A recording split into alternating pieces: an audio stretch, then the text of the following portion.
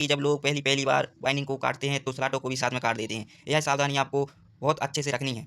अब हम बाइंडिंग को अलग करेंगे। अपनी प्लास की सहायता से इस तरीके से बाइंडिंग को निकालेंगे। बिल्कुल ये आसान तरीका है जिससे हम बाइंडिंग को अलग कर सकते हैं। ना ही इसको अब ठोकने की ज़रूरत है, ना ही कुछ करने की है। इसे हम प्लास से बहुत ही सावधानीपूर्वक निकाल सकते हैं और हमने स्टार्टिंग बाइंडिंग को निकाल दिया है। ये हमारे पास रनिंग बाइंडिंग है। इसे अब हम काउंट कर लेंगे कि इसकी पिच क्या है। साथ में जो भी वायर निकले उसे सावधानीपूर्वक निकालना है क्योंकि उसे हमें काउंट भी करना है। और ये हमने स्टार्टिंग निकाल दी है, रनिंग भी निकालना है। इसी तरीके से हम रनिंग को भी निकाल लेंगे। प्लास से निकालना बहुत ही आसान रहता है क्योंकि इसको प्लास से निकालने में कोई प्रॉब्लम नहीं रहती है। ये हमारे पास रनिंग का डबल का कॉइल का सेट है और सिंगल कॉइल का सेट है जो आमने-सामने इस तरीके से बिल्कुल साफ-साफ नज़र आ रहा होगा आप सभी को।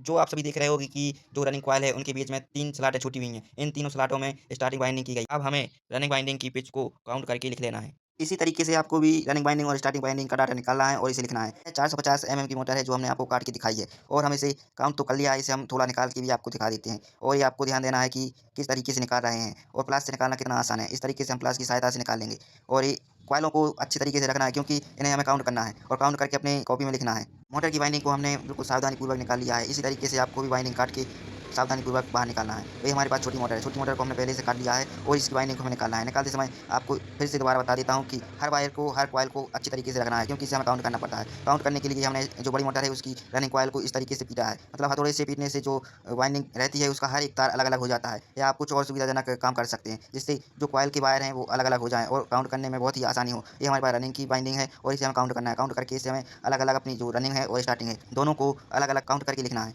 एक भी कॉइल का वायर छूटना नहीं चाहिए, सबको गिनो। अब आ जाएँगे हम अपने छठवें स्टेप पर। छठवें स्टेप में हम आपको सिखाएँगे कि जो मोटर में वेस्टेज पेपर लगा है, मतलब जो पेपर जो कॉइल का पहले से लगा है, उसे हम अलग करेंगे। अलग करने के लिए हम पेंचकस लेंगे। पेंचकस से इस तरीके से हम थोड़ा-थोड़ा पेपर अलग कर देंगे। रेत पेपर का भी यूज़ कर सकते हैं। रेत पेपर को हम इस तरीके से स्लॉट में डालेंगे। रेत पेपर को पहले हम स्लॉट के बराबर का काटेंगे और उसको हम इस तरीके से रगड़ेंगे, जिससे हमारी जो स्लॉट में वेस्टेज पेपर, बेकार पेपर है, उसे अलग किया जा सके। कोई भी मोटर हो, उसका जो अलग से वेस्टेज पेपर अंदर स्लॉटों में है, उसे निकालना बहुत ज़रूरी होता है और जब हम इंसुलेशन पेपर डालेंगे, तो उसमें आसानी रहती है। मोटर को वेस्टेज पेपर निकालने के बाद अपने कॉटन टेप से इसे साफ कर लेंगे क्योंकि स्लॉटों में जो वेस्टेज पेपर अलग से धूल जमी रहती है उसे निकालने के लिए हम कॉटन का उपयोग करते हैं। इस तरीके से हम कॉटन टेप से जो हर स्लॉट में धूल रहती है उसे हम निकाल देंगे। ऐसा नहीं है कि आपके पास जो मैं मोटर वाइंडिंग कर रहा हूँ वो मोटर आपके पास ही अवेलेबल रहे। आपके पास कोई भी मोटर रहे उसका डाटा निकालना, उसकी सफाई करना सबका एक ही तरीका रहता है और इसी तरीके से हम कोई भी मोटर रिवाइंड कर सकते हैं। और जो बाहर निकली हुई ब्लेडें हैं उनको अंदर करने के लिए इस तरीके का औजार लेंगे और इसे हम धीरे-धीरे ठोक कर अंदर करेंगे। अंदर करने से जो बाहर निकली ब्लेड है अंदर की ब्लेडों से चिपक जाती है इस तरीके से। अब आपको पार्ट 7 में स्वागत है और पार्ट 7 हम अगली वीडियो में बताएँगे। पार्ट 7 में हम बताएँगे कि मोटर में इंसुलेशन कैसे करें, मतलब हर स्लॉट को इंसुलेट कैसे करें,